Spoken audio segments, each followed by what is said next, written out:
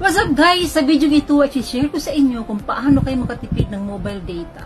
At pag nag-load kayo ng example 7 days ay halos hindi nyo mauubos ang inyong promo at mai-enjoy nyo ang pag-i-internet.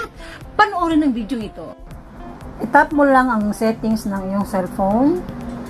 Dito sa may magnifying glass, i-type mo lang ang data saver. So makikita mo na guys yung data saver naka-off, i-turn on mo lang yan.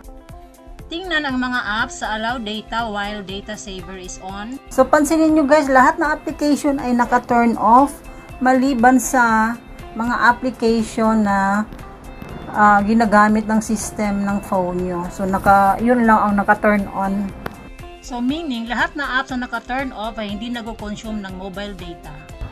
So kung 7 days ang promo mo, mai-enjoy mo talaga yung 7 days na promo dahil tipid ka dun sa mga application. Yan ay kung naka-turn on ang data saver mo.